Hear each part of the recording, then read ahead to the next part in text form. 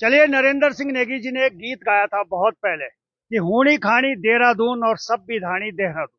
और ये बात मैं आज क्यों कह रहा हूं, ये बात मैं बार बार क्यों कहता हूं, उसका एक ताजा उदाहरण अब आपको सुनने को मिलेगा। सबसे पहले मैं गजेंद्र रावत जी आपके पास आना चाहता हूं। नेगी जी ने एक गीत गाया था, हूणी खानी देहरादून सब विधानी देहरादून। आज जो बात लेके आप आए हैं कि भाई अगर एरो सिटी बननी है, ये टाउनशिप बननी है, तो पहाड़ में क्यों नहीं। राज्य जब हमें मिला था तो वो इसलिए मिला था कि पहाड़ों का विकास होगा। ऐसे ही बात है रावत जी। नरेंद्र सिंह नेगी की जो अगली लाइन थी हाँ, वो थी कि हमन बोली गैरसैंण हाँ, और तौन सुनी देहरादून। हाँ, यानी कि हमने कहा गैरसैंण ये राज्य किसके लिए मांगा था? पहाड़ी राज्य। पनिशमेंट पोस्टिंग थी उत्तराखंड जब हम उत्तर प्रदेश में थे। उत्तर प्रदेश के लोग हमारे दुश्मन नहीं थे। हम लोगों ने एक ही परिवेश में जन्म लिया, एक साथ आगे बढ़े, सब कुछ ठीक था। हम लोग चूंकि अनकंफर्ट जोन में थे, हमें लगता था कि जो पहाड़ का आदमी है वो लखनऊ नहीं पहुंच सकता, यहाँ से दूरी बहुत ज्यादा है। और जो जो उपेक्षित क्षेत्र है, जो आज की तारीख में आप देख रहे हैं कि बड़ी बड़ी बिल्डिंगें बना दी और उसके बावजूद वहां डॉक्टर नहीं है, स्कूलों में जो है मास्टर नहीं है, और जो मंत्री विधायक मुख्यमंत्री सबके घर देहरादून हो गए, तो उन जिलों की चिंता कौन करेगा? और ये इससे बड़ी बेईमानी क्या हो सकती है कि आपने टिहरी बांध के लिए जमीन देने वालों की जमीन यहां दोबारा छीन ली। आप तीसरी बार उनको छीनने का कोशिश कर रहे हैं। और इन किसान भाइयों को, जो हमारे भाई लोग हैं, इनका क्या दोष है? क्या इन्होंने आपसे कहा था कि हम आपको इसलिए वोट दे रहे हैं? क्या इस क्षेत्र के सांसद को हमने इसलिए वोट दिया था कि आप कल के दिन यहाँ चुनकर जाएंगे और भारत सरकार में प्रस्ताव देंगे कि आपको जो है यहाँ ये नए नए जो अर्बन सिटी से लेकर ये सब आपको यहाँ बनाने, टाउनशिप बनानी है? हमारे सवाल ये है कि अगर इस प्रदेश का निर्माण पहाड़ी राज्य की मांग के लिए नहीं हुआ था, तो ये जितने मुख्यमंत्री बने स्पष्ट कर दें। जो ये सरकार है आज भी स्पष्ट कर दे। ये आज बोल दे कि एरो सिटी में और टाउनशिप में क्या डिफरेंस है, हम कल इस बात को वाइंड अप कर देंगे रावत जी, अब चलिए, इसमें इंटरेस्टिंग ट्विस्ट आ गया। टाउनशिप और एक और एरो सिटी। समझ में नहीं आ रहा कि टाउनशिप बन रही है, एरो सिटी बन रही है। ये कह रहे हैं कि टाउनशिप बन रही है, उसका विरोध कर रहे हैं, सरकार कर रही है, हम तो एरो सिटी बना ही नहीं रहे।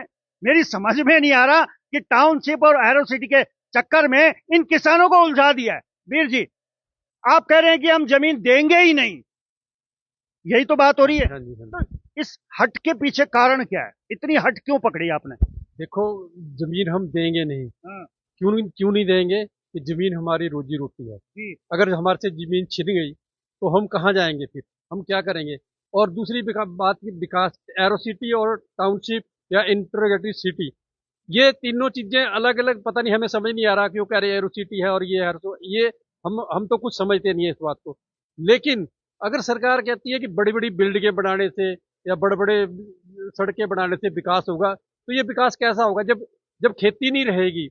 एक, 1.5 लाख 2 लाख क्विंटल जो चीनी हमारी फैक्ट्री बना के देती है, वो कहाँ से आएगी? जो बासमती के चावल विदेश में एक्सपोर्ट होते हैं, अगर वो खेती खत्म होगी, जो कहाँ से आएंगे? लीची के बाग, देहरादून में इतने लीची के बाग थे, वो कहाँ गए? सब खत्म हो गए।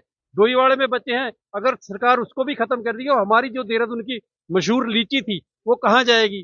चाहे हमारे देहरादून में मशहूर था चाहे, चीनी चुन्ना चावल, वो सब कहाँ चला गया? तो चलिए, वो विकास की भेंट चढ़ गया।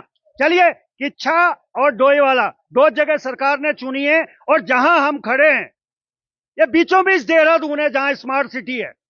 बारिश हो रही है, घुटने तक मैं पैंट ऊपर करके जाता हूं, मुझे लगता है कि कहीं स्मार्ट सिटी की सड़कें खराब ना हो जाए।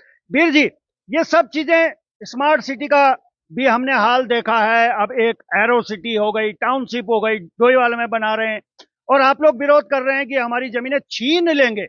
वो तो कह रहे हैं कि हम मांग रहे हैं, छीन तोड़ा रहे हैं। मैं बहुगुणा जी आपके चैनल के माध्यम से बता दूं कि पहले तो जमीन लेने की जो बात आई, आपने अक्सर देखा होगा कि किसानों का डॉल को लेके बड़ा झगड़ा रहता है, जो बीच की मैंड होती है। किसान तो अपने सके भाई को भी डॉल नहीं काटने देता। आपने देखा होगा अक्सर किसानों में झगड़े का कारण ये बनता है, तूने मेरी मैंड काट ली, तो किसान तो उसका अपने सके भाई का सिर फोड़ने में जाता है। इतनी आसानी से सरकार को कहां से जमीन दे देंगे? दूसरी बात, ये जो एरो सिटी, टाउनशिप, भांत भांत के जो नाम दे करके सरकार क्षेत्र की भोली भाली जनता को गुमराह कर रही है।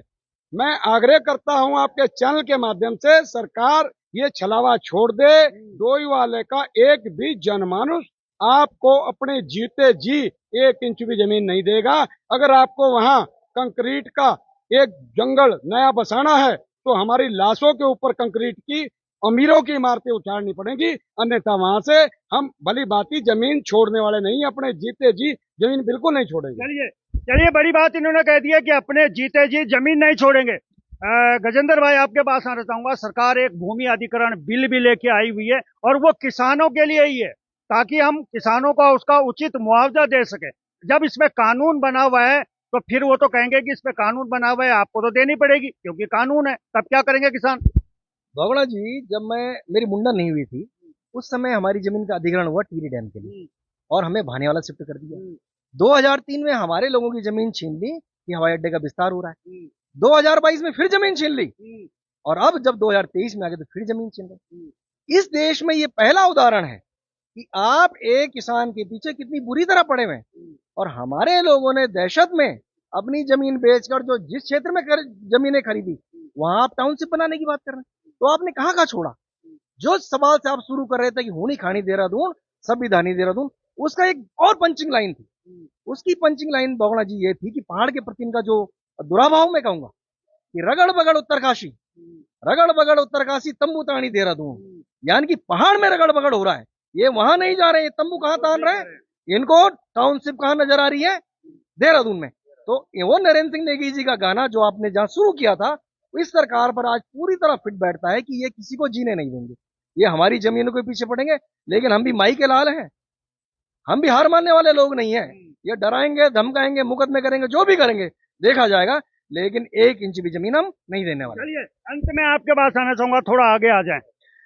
संयुक्त मोर्चे की एक बड़ी बैठक हुई थी, उसमें राष्ट्रीय किसान नेता राकेश टिकैत भी आए थे। तो क्या सरकार से आपकी कोई इस बारे में वार्ता हुई है या मीडिया के माध्यम से और अखबारों के माध्यम से ही एक दूसरे पे वार हो रहे हैं?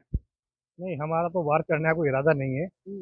हमारा ये कहना है कि आपका प्रिंट मीडिया, इलेक्ट्रॉनिक मीडिया में लगातार ये लोग उल्टे सीधे बयान आ रहे हैं कि स्मार्ट सिटी बन रही है, टाउनशिप बन रही है, एरो सिटी की चर्चा हो रही है और दाएं बाएं से जो हमारी गुप्तचर हमारे पास जो सरकार के अंदर से जो रिपोर्ट निकल के आ रही है, पहले तो ये जो हमारे मुख्यमंत्री और मंत्री जो बयान दे रहे हैं उसी में ही ये बात इस पर झलकती है कि कुछ ना कुछ तो गड़बड़ ठीक ठाक है और उसकी तैयारी अंदर अंदर जो है सरकार कर रही है। अभी एसडीएम साहब महोदय हमारे डोईवाला में, उनसे जब पूछा कि आपने भाई आप स्टेटमेंट क्यों नहीं देते, आप सीधा स्टेटमेंट दे दो मीडिया को बुला के और कि भाई कोई टाउनशिप नहीं बन रही है, कोई एरोसिटी नहीं बन रही है और आप बेफिक्र रहो। तो उन्होंने ये कहा कि मीडिया वालों को मेरे पास लाओ बुला के। 2 बच्चे हमारे पत्रकार वहां थे, उन्हें बुलाया तो कहा कि आप लोग बाहर हो जाओ और मैं जरा इनसे बात कर लूँ। कोई स्टेटमेंट नहीं दिया और चुपचाप बाहर निकल गए। हमने बच्चों से पूछा, उनसे दीप्ति यादव है लड़की, मतलब क्या कहा एसडीएम साहब ने, किसी बात में बताऊंगी। तो ये स्थिति है। सरकार जिस धोखे से किसानों का भूमि का अधिग्रहण हेराफेरी करके करना चाह रही है, तो डोईवाला किसान जागरूक है और वक्त से जाग गया। ये बहुत अच्छी बात है, बहुत खुशी की बात है। वो जाग गया और ये आंदोलन उन्होंने जो है टाइम से खड़ा कर दिया। सरकार के थोड़े हाथ पैर फूले। कल सांकेतिक सिग्नल था सरकार के लिए। 10,000 लोगों की भीड़ ने सिर्फ ये जताया है कि ये हमारी शुरुआत है और अगर आपने इसे वापस नहीं लिया और आप इसे एरो सिटी या टाउनशिप को जो है आप इससे हट के बाहर नहीं हुए तो बहुत बड़ा आंदोलन डोईवाला में खड़ा हो जाएगा और सिग्नल होगा कि किसान जो संयुक्त किसान मोर्चा का जो दिल्ली में होता ना, उसका नमूना आपको डोईवाला में दिखाई देगा। चलिए धन्यवाद। चलिए, बहुत बहुत धन्यवाद आपका। एक बात जरा सिंह कहना चाहता हूँ, जल्दी में। हाँ बहुत जल्दी ये बात कहना चाहता हूँ कि हमारा अगला प्रोग्राम लगातार ये हमारा आंदोलन रहेगा जब तक सरकार ने ऐलान करेगी। और अगला प्रोग्राम 3 अक्टूबर को हमारा 15 को हजारों ट्रैक्टरों के साथ जो है हम रैली करेंगे और सरकार तक पहुंचेंगे और जब तक ये घोषणा नहीं कर देंगे सरकार के नाक में दम कर देंगे। चलिए, धन्यवाद। नाक में दम कर देंगे। चलिए, एक समय में नारा लगता था जय जवान जय किसान। जय जवान का नारा आज भी बुलंद है, लेकिन जय जवान और जय किसान का नारा कहीं ना कहीं अब सुनने को कम मिलता है या किसानों पे सवाल बहुत दागे जाते हैं। जितने लोग ये वीडियो देख रहे हैं, यकीन मानिएगा, सरकार अपनी जगह, राजनीति अपनी जगह, लेकिन जो रोटी का निवाला आप शाम को खाते हैं ना, वो ये किसान ही उगाते हैं। वरना अब वो दिन भी आने लगे हैं कि शक्ति भोग आटा, अन्नपूर्णा आटा, मैं देखा आटा और खिंचा हुआ आटा, इससे भी बदतर आटा हमें खाना पड़ेगा अगर ये किसान नहीं रहे। तो चलिए इस खबर पे लगातार बने रहेंगे। ट्रैक्टरों की बात हुई है, ट्रैक्टर आने को दिखेंगे नहीं दिखेंगे, क्या कुछ होगा वो सब बताएंगे। तो फिलहाल अभी के लिए बस इतना ही। देखते रहिए पर्वतवाणी लाइव।